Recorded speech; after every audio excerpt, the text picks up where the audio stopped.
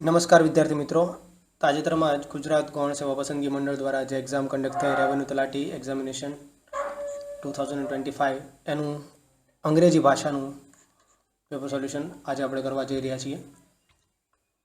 તો પહેલો પ્રશ્ન હતો, dash copies of documents are still to be submitted, few, a few, much કે લિટલ. ઓકે, તો આનો આન્સર આવશે એ ફ્યુ. આ કન્સેપ્ટ આપણને ખબર હશે કે જ્યારે કાઉન્ટેબલ નાઉન હોય છે ત્યારે તમે ફ્યુનો યુઝ કરો છો અને નોન કાઉન્ટેબલ હોય ત્યારે તમે લિટલનો યુઝ કરો છો. આમાં પણ 3 પાર્ટ પડે છે કે few, a few and the few. હવે ફ્યુ એટલે જ્યારે તમે નેગેટિવ સેન્સમાં, નહિવતના અર્થમાં બોલો છો ત્યારે એ ફ્યુ એટલે થોડુંક છે. ઓકે, કોઈ ઓછા પ્રમાણમાં છે પણ છે એવો અર્થ જ્યાં હોય ત્યારે તમે એ ફ્યુનો યુઝ કરો છો. અને જેટલું છે જેટલું થોડુંક જ છે, ફ્યુ એટલે થોડું જ થાય, ઓછું જ થાય, એ અર્થમાં જ થાય. પણ જેટલું છે એટલું બધું એવા અર્થમાં હોય ત્યારે ધ ફ્યુનો યુઝ કરો છો. અહીંયા તમને ખબર પડે છે કે the documents are still to be submitted, કે હજુ એ સબમિટ કરવાના બાકી છે. એટલે તમે એનાથી અંદાજો લગાવી શકો કે આ જે ક્વેશ્ચન છે એનો જવાબ છે એ ફ્યુ આવે છે. બીજો સવાલ છે, do you know the reason blank his absence, do you know the reason dash his absence. હવે રીઝન છે ને એ 2 પ્રકારના પ્રિપોઝિશન લે છે, એક છે ઓફ અને બીજું છે for. Most of the time formal લેંગ્વેજની અંદર તમને ફોર જ જોવા મળે છે. Of, by the reason of એવા અર્થમાં લીગલ લેંગ્વેજ હોય એની અંદર યુઝ થાય છે. કે ફોર એક્ઝામ્પલ કોઈ વ્યક્તિ છે XYZ, તો તમે કહી શકો કે XYZ was punished by the reason of treachery, by the reason of insanity. Okay, તો અહીંયા મોસ્ટ સુટેબલ આન્સર છે for. Reason on, reason in એ તો શક્ય જ નથી. ઓકે, એવું કોઈ આપણે યુઝ કરતા જ નથી. ફોર અથવા ઓફ આવી શકે, અહીંયા ફોર વધારે સુટેબલ છે. ત્રીજો ક્વેશ્ચન હતો, હી કોટ ડેન્ગ્યુ. કોટ ડેન્ગ્યુ મીન્સ કેચનું ભૂતકાળનું રૂપ છે. અહીંયા કેચ એટલે પકડવું નહીં, પણ એને ડેન્ગ્યુ થયો એવા સેન્સમાં તમને કીધું છે. He caught dengue dash he was working on a construction site. એ જ્યારે કન્સ્ટ્રક્શન સાઇટ પર કામ કરતો હતો ને ત્યારે એને ડેન્ગ્યુ થયો એવી વાત કહેવા માગે છે. તો બાય ધ ટાઈમ એટલે શું થાય કે ત્યાં સુધીમાં, તો એવી રીતે કોઈ સેન્સ છે જ નહીં અહીંયા. એઝ સુન એઝ એટલે કે તરત આ શરૂ કર્યું કે તરત આ થયું. The students rain as soon as the bell રેંગ. Okay, તો એવા અર્થમાં હોય તો એઝ સુન એઝ યુઝ થશે. ડ્યુરિંગ એટલે આખા પીરિયડની વાત થતી હોય. તમે જે વાત કરો છો વર્કિંગ, તો જ્યાં સુધી કામ કરતો હોય આખી જ પ્રોસેસનો જે સમયગાળો છે એને તમે જ્યારે દર્શાવતા હોય ત્યારે ડ્યુરિંગ ઇઝ વર્કિંગ અવર્સ એવી રીતનું તમે લખી શકો. અને વાઇલ એટલે જ્યારે કોઈ કન્ટિન્યુઅસ એક્શન હોય અને એની સાથે કંઈ બીજું થયું હોય, બીજી કોઈ એક્શન થઈ હોય, તો એ બંનેને કનેક્ટ કરો છો તમે વાઇલ સાથે. અહીંયા પણ મોસ્ટ સુટેબલ છે વાઇલ. અહીંયા એઝ સુન એઝ આવી શકે જો આવી રીતનો સવાલ હોય, હી caught dengue as soon as he started working on a construction site. કે કન્સ્ટ્રક્શન સાઇટ ઉપર વર્ક કર્યું કે તરત જ એને ડેન્ગ્યુ થયો. પણ અહીંયા છે વોઝ વર્કિંગ, કન્ટિન્યુઅસ ટેન્સ છે, એટલા માટે તમે વાઇલનો યુઝ કરશો, નહીં કે એઝ સુન એઝનો. ઓકે, તો આનો કરેક્ટ આન્સર છે ઓપ્શન એ. ચોથો સવાલ છે, the kids perform dash before A large audience. The kids કે છોકરાઓએ પરફોર્મ કર્યું. હવે અહીંયા તમને પરફોર્મ અહીંયા ખબર પડવી જોઈએ કે આ વર્બ છે, આ એક ક્રિયાપદ સૂચવે છે. અને ક્રિયાપદના અર્થમાં વધારો કરે એવું પદ અહીંયા તમારે મૂકવાનું છે, એટલે કે તમારે એડવર્બ મૂકવાનું છે. અને તમને અંગ્રેજીની બેઝિક નોલેજ હશે તો તમે કહી શકો કે પાછળ એલવાય આવતા હોય, most of the time adverb હોય છે. ઓકે, તો અહીંયા જવાબ આવશે એન્થ્યુઝિયાસ્ટિકલી. નેક્સ્ટ ક્વેશ્ચન છે, my college is further than her college. એવું આવવું જોઈએ કે મારી કોલેજ એની કોલેજ કરતાં વધારે દૂર છે એવું કહેવા માગે છે. પણ એ હર કોલેજ એવો તો કંઈ ઓપ્શન છે નહીં. તો હર કોલેજને તમે આવી રીતે લખી શકો, હર્સ. આને કહેવાય possessive pronoun. Okay, option C correct answer છે. Select the correct meaning of go off at a tangent. Go off at a tangent. તમે સાયન્સ બેકગ્રાઉન્ડના છો તો તમને ખબર હશે કે ટેન્જન્ટ કોને કહેવાય. આ સર્કલ છે, સર્કલને સ્પર્શ કરીને થતી એવી લાઈન હોય એકદમ ટચ જ કરે છે, ઓકે, ક્રોસ નથી કરતી. એવી કોઈ લાઇન છે તો એને તમે ટેન્જન્ટ કહેશો. તો એવી વાત હોય કે સર્કલ જે સેન્ટરની કંઈ વાત થતી હશે અને પછી તમે એમ કહેશો કે go off at the tangent, એટલે તમારી વાતથી તમે ભટક્યા, એવા સેન્સમાં તમે આ સમજી શકો છો. Change the subject immediately, okay, એનો કરેક્ટ આન્સર છે. Choose the synonym of lethargic. Lethargic means less energetic. Less energetic, energy ઓછી હોય એવી રીતનું કંઈ હોય ને તો એને તમે લેથાર્જિક એવું કહો છો. તો એવું ક્યાં તમને દેખાય છે? ટાયર્ડમાં, કરેજિયસમાં, એનિમેટેડ કે વિગરસ? ઓકે, ઓબ્વિયસ છે કે tired. Choose the correct antonym of adorable. Adorable means કોઈ વસ્તુ ક્યુટ હોય અને લવિંગ હોય, એને તમે કહો છો કે એડોરેબલ છે. તો એનું એન્ટોનિયમ, એનું વિરોધી તમને પૂછ્યું છે, તો ઓબ્વિયસ છે કે હેટફુલ એનું વિરોધી થશે. ઓકે, આ તો એના સિનોનિમ્સ જેવા થશે, નોટ એક્ઝેક્ટ સિનોનિમ્સ બટ નજીકના સિનોનિમ્સ તમે એને કહી શકો કે અહીંયા વિરોધી એક જ છે, hateful. Choose the correct one word substitution of a small shelter for a dog. કૂતરાઓ માટેનું નાનું ઘર હોય ને, તમે મૂવીઝ કે એમાં કંઈ જોયું હશે. Small shelter for a dog એને કહેવાય કેનલ. ઓકે, આ તમારી વોકેબ્યુલરીમાંથી જ સીધો સવાલ છે. તમારું રીડિંગ સ્ટ્રોંગ હશે તો તમને આનો આન્સર આવડશે. કે શેલ્ફ એટલે કે તમે પુસ્તક, બુક શેલ્ફ શબ્દ સાંભળ્યો છે. કોઈ નાનું એવું ખાનું હોય એને તમે શેલ્ફ કહી શકો. કેનેલ તમને ખબર છે, નદીની કેનેલ હોય. લેજ એટલે તમારા ઘરની માળી હોય. આ શેલ્ફને તમે મોટી કરો તો લેજ બની જાય એવી રીતે. પણ અહીંયા કરેક્ટ આન્સર છે C. People who dash items made of plastic and paper dash the world's resources.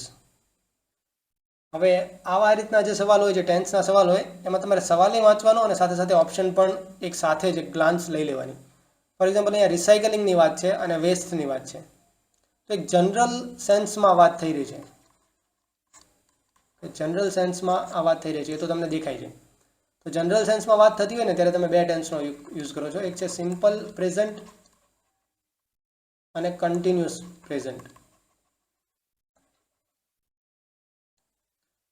અહીંયા તમે જોઈ શકો કે પાસ્ટમાં તમે ક્યારેય જનરલ સેન્સની જે વાત હોય એને તમે પાસ્ટમાં ક્યારેય એનો પાસ્ટ ટેન્સનો યુઝ નથી કરતા.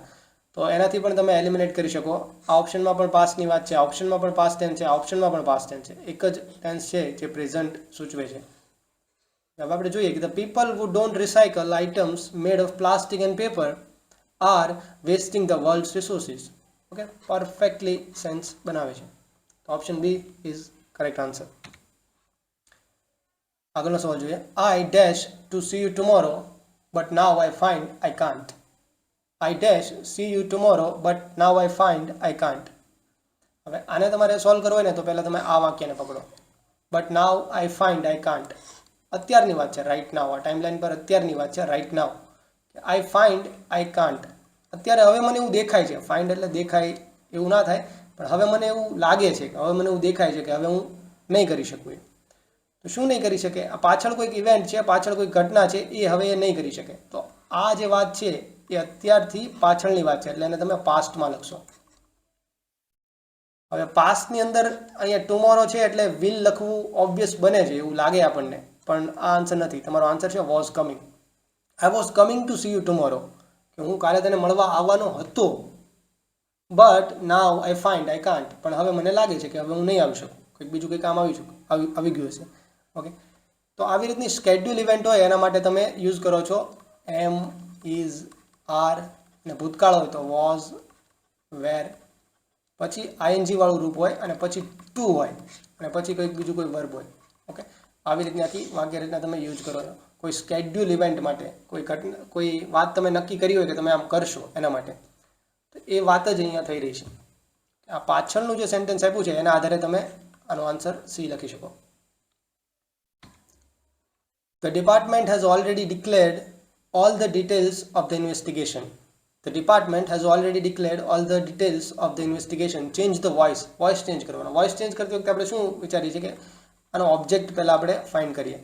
તો ડિપાર્ટમેન્ટ હેઝ ઓલરેડી ડિક્લેર, આ વર્બ છે, આનો સબ્જેક્ટ છે, ડિપાર્ટમેન્ટે ડિક્લેર કર્યું છે. હેઝ ઓલરેડી ડિક્લેર, શું ડિક્લેર કર્યું છે? All the details of the investigation. તો આ તમારો ઓબ્જેક્ટ થયો આખો.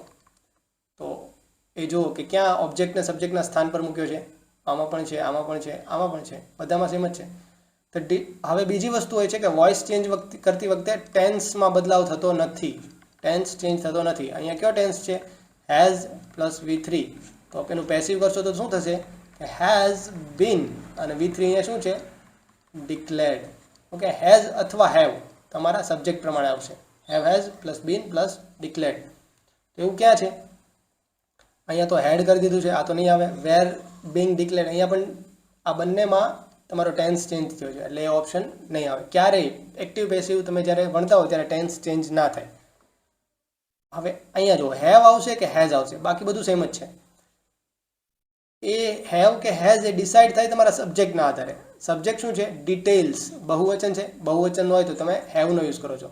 તો અહીંયા તમારો આન્સર બનશે option A. Who told her such things? Change the voice. Who told her such things? Change the voice. Voice change કરવાનું છે. એને આ બધી વાતો કોને કીધી? સચ થિંગ્સ, આ બધી વાતો તેને કોને કીધી એવો પ્રશ્ન પૂછ્યો છે. તો અહીંયા હર છે ને તમારો ઓબ્જેક્ટ છે. તમારો વાક્યનો કર્તા તો ફાઇન્ડ કરવાનો છે તમારે. તમારો જે કર્તા છે એ ફાઇન્ડ કરવાનો છે. અને તમે જાણો છો કે વૂથી જે ક્વેશ્ચન સ્ટાર્ટ થતો હોય એનું તમારે પેસિવ કરવું હોય તો તમે કેવી રીતે કરશો? બાય વૂમ. બાય વૂમ પછી તમે તમારો સબ્જેક્ટ લખશો. ઓકે, આ તમારો ઓબ્જેક્ટ બની ગયો બાય વૂમ. સમજાણું? કારણ કે એક્ટિવ અને પેસિવમાં સબ્જેક્ટ અને ઓબ્જેક્ટના સ્થાન બદલાય છે. બાય વૂમ શી વોઝ, આવી રીતની રચના હશે કંઈક. અહીંયા જો વોઝ કેમ લખ્યું? કારણ કે આ કયો કાળ છે તમે જોશો તો ખબર પડશે કે સિમ્પલ પાસ્ટ ટેન્સ છે. સિમ્પલ પાસ્ટ ટેન્સ કેવી રીતે કરો છો તમે? વોઝ અથવા વેર પછી ક્રિયાપદનું V3. ટોલ્ડનું V3 ટોલ્ડ જ રહેશે, તો ટોલ્ડ તો છે જ. શી વોઝ ટોલ્ડ, પણ ક્વેશ્ચન છે એટલે આ વોઝને તમે આગળ લખો છો ક્વેશ્ચનની પહેલાં. તો by whom was she told such things, આ તમારો કરેક્ટ આન્સર છે. તો શી વોઝ પણ લખેલું છે પણ એ આન્સર કરેક્ટ નથી. Okay, she asked me are you going to the musical evening tomorrow. તેણીએ મને પૂછ્યું. હવે ચેન્જ નેરેશન, તમારે ડાયરેક્ટનું ઇનડાયરેક્ટ કરવાનું છે. હવે પ્રશ્ન પૂછ્યો છે, આરથી શરૂ થાય છે. આરથી શરૂ થાય છે તો તમે ઇફ અથવા વેધરનો યુઝ કરીને તમારું કનેક્ટર મૂકી શકો છો. કે આ બધામાં જ વેધરનો યુઝ કર્યો છે. શી આસ્ક્ડ મી, એને મને કીધું. આર યુ, તો આ યુ કોણ હશે? આર યુ એટલે યુ કોણ હશે? એને મને કીધું, તો યુ એ આઈ હશે. અને યાદ રાખો કે નેરેશન ચેન્જ કરો ને ત્યારે ટેન્સ ચેન્જ થાય છે, ટેન્સમાં બદલાવ થાય છે. આ કયો ટેન્સ છે? ચાલુ વર્તમાન. એનો કયો બનશે? ચાલુ ભૂતકાળ. હવે ચાલુ ભૂતકાળમાં તમે આ વાક્ય બનાવો તો કેવી રીતે બનશે? She asked me whether I was going. Whether I was going. આ યુ તો નહીં જ આવે, એ તો આપણે પહેલાં ડિસ્કાઇડ કર્યું. અને આપણે શું કીધું કે ચાલુ ભૂતકાળ બનશે, તો અહીંયા હેવ ગોન પણ નહીં આવે, હેડ ગોન પણ નહીં આવે. Option A is correct answer. Choose the correct one word substitution of one who it's human flesh. એને તમે કેનિબલ કહો છો, નોટ હ્યુમન ફ્લેશ. પણ એક પ્રજાતિ જ્યારે એની જ પ્રજાતિનું માંસ ખાય ને તો એને તમે કેનિબલ કહો છો. ઓકે, બોહેમિયન એટલે તો થાય કે મિસફિટ. સોસાયટીમાં જે મિસફિટ હોય ને, સોસાયટીલ નોર્મ્સ પ્રમાણે ના ચાલતું હોય.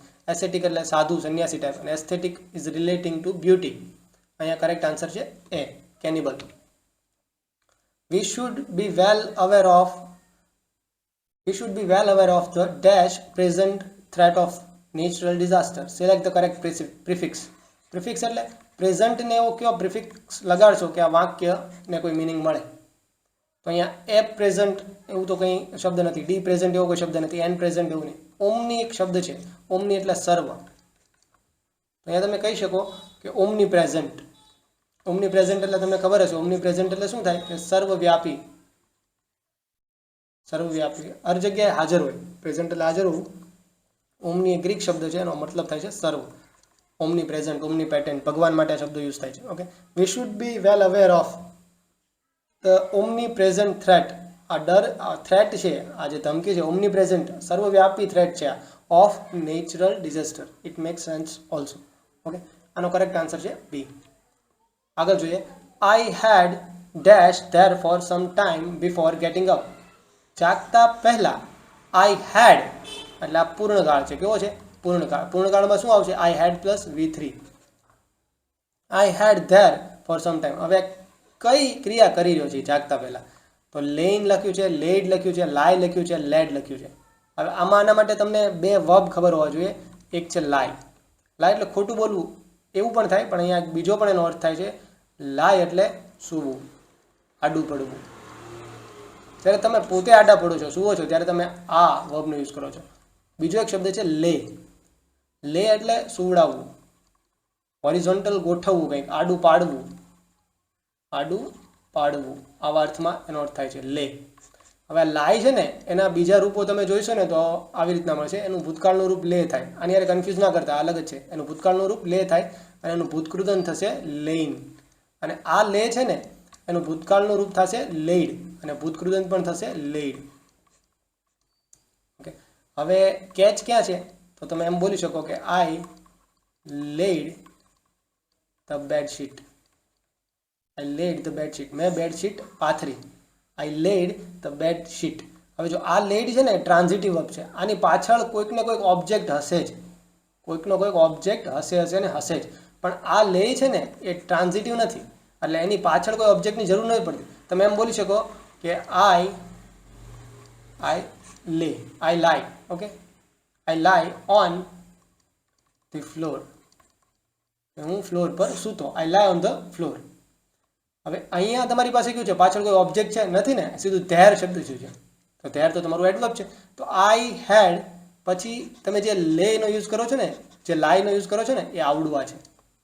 અને તમને ખબર છે કે હેડ સાથે V3 આવે તો આ લાયનું V3 શું થશે? લેઇન. ઓકે, લેઇન. આ પ્રશ્ન વધારે અઘરો બની શકતો હતો જો તમને ઓપ્શનમાં લેઇડ આપ્યું હોત તો. ઓકે, પણ લેઇન હતું તો એકદમ ઇઝી છે. એક જ ઓપ્શન છે તમારી પાસે, કાં લેન આવી શકે કાં લેઇડ આવી શકે. બીજું તો એ કંઈ શક્ય નથી આમાંથી. કે I had lain there for some times before getting up. હું ત્યાં સૂતો હતો થોડાક સમય માટે, બિફોર ગેટિંગ અપ, જાગ્યો એ પહેલાં, ઊભો થયો એ પહેલાં. Okay, he said to me, I expect you to attend my birthday. Change the narration. ડાયરેક્ટનું ઇનડાયરેક્ટ કરવાનું છે. he said to me, એને મને કીધું. તો એને મને કીધું કે આઈ, તો આ કોણ? he બોલી રહ્યો છે તો આ he હશે. I expect you, આ you કોણ હશે? I હશે. પણ આ ઓબ્જેક્ટ છે, એક્સપેક્ટ યુ, આ ઓબ્જેક્ટિવ કેસ છે, એટલે તમે અહીંયા આઈને બદલે મી લખશો. Okay, I expect you to attend my. આ માય એટલે કોનું હશે? આ he બોલી રહ્યો છે એટલે હીઝ હશે. Birthday party. અને ટેન્સ ચેન્જ થાય, તમે જોયું કે નરેશનની અંદર. તો આ ટેન્સ કયો છે? આઈ એક્સપેક્ટ યુ. સાદો વર્તમાન છે, એનું થશે સાદો ભૂતકાળ. તો આઈ એક્સપેક્ટેડ શું થશે? એક્સપેક્ટેડ. તો એ જો એવું ક્યાં છે? ટોલ્ડ મી તો બધામાં સેમ જ છે. he told me that he expected me to attend his birthday party. Okay, perfect, આ કરેક્ટ છે. તો ઓપ્શન એ જ તમારો આન્સર આવશે. બાકી અહીંયા જ કંઈક ભૂલ છે. જો અહીંયા મી છે, ઓકે, અહીંયા માય છે, એનું છે, અહીંયા માય છે, અહીંયા માય છે. એક ભૂલના કારણે 3 ઓપ્શન તમારા ડિલીટ થઈ જાય છે. આનો કરેક્ટ આન્સર છે option A. Scoring in statistics subject is easy. Scoring in statistics subject is easy. Statisticsમાં માર્ક લાવવા, વિષયમાં માર્ક્સ લાવવા ઇઝી છે. Transform from affirmative to negative. આ જે વિધાન હકારાત્મક વાક્ય છે ને એનાથી તમારે નકારાત્મક વાક્ય બનાવવું છે. નકારાત્મક વાક્ય એટલે એનું ઉલટું નહીં, એનું નકાર નહીં કરવાનું. નકારાત્મક વાક્ય એટલે વાક્યમાં નોટ હશે પણ મિનિંગ ચેન્જ નહીં થાય, meaning remain the same. Okay, એ તમારે યાદ રાખવાનું છે. તો scoring in statistics is not easy. પણ એ તો ઇઝી છે એવું કીધું છે. આ તો તમે મિનિંગ જ ચેન્જ કર્યો તો આ નહીં આવે. Scoring in statistics is not આવ્યું એટલે નકાર વાક્ય તો છે. ઓકે, નાની ભાષામાં બોલવાનું છે, હાની ભાષામાં નહીં, નાની ભાષામાં. આ હાની ભાષામાં છે. તો scoring in statistics is not difficult. એ ડિફિકલ્ટ નથી, એનો મતલબ શું થયો? It is easy. ઓકે, તો ઓપ્શન બી તમારો કરેક્ટ છે. Scoring in statistics is not as easy as you think. એ તું વિચારે છે એટલું ઇઝી નથી. આ તો ચેન્જ જ થઈ ગયું, આવી વાત જ નથી. Scoring in statistics has been always easy. આ પણ આખું બદલાવી જ નાખ્યું છે એને. ઓકે, આનો મતલબ નથી ચેન્જ કરવાનો. આ બંનેમાં મતલબ જ ચેન્જ થયો છે એટલે એ બંને એમ જ ડિસ્કાર્ડ થઈ જશે. અને અહીંયા પણ મતલબ ચેન્જ થાય છે. ઓપ્શન બી જ તમારો કરેક્ટ છે. he purchased dash LCD television. અને LCD ટેલિવિઝન ખરીદ્યું. હવે અહીંયા વાત એકદમ જનરલ સેન્સની નથી, કોઈ પર્ટિક્યુલર વાત થાય છે, કોઈ વ્યક્તિએ પરચેસ કર્યું છે તો આર્ટિકલ આવશે. નો આર્ટિકલની કોઈ વાત છે નહીં. પરચેસ્ડ એ ટેલિવિઝન ધ ટેલિવિઝન કેન, કોઈ પર્ટિક્યુલર એ ટેલિવિઝન તમને ખબર નથી કયા ટેલિવિઝનની વાત થાય છે, તો એ તમે ડેફિનેટ નથી એટલે તમે ધ નહીં મૂકો અહીંયા. હવે એ આવશે કે એન આવશે, તો અહીંયા જુઓ કે તમારું એનું પ્રોનાઉન્સિએશન કેવી રીતે થાય છે. તો LCD ને તમે આવી રીતે લખો LCD, તો અ યુઝ થાય છે ને એલ, આમ એ બોલો છો ને આગળ, આ એ સ્વર છે, તો સ્વર હોય તો તમે એન આર્ટિકલનો યુઝ કરો છો, અધરવાઇઝ તમે એનો યુઝ કરો છો, તો અહીંયા આવશે એન. ઓકે, આન્સર ડી એકદમ કરેક્ટ છે. ઓકે વિદ્યાર્થી મિત્રો, તો આ હતું રેવન્યુ તલાટી 2025ની જે એક્ઝામ આજે કન્ડક્ટ થઈ એનું પેપર સોલ્યુશન. અને આવી જ રીતે આવનારી એક્ઝામના પેપર સોલ્યુશન્સ પણ આપણે આ ચેનલ પર મૂકતા રહીશું.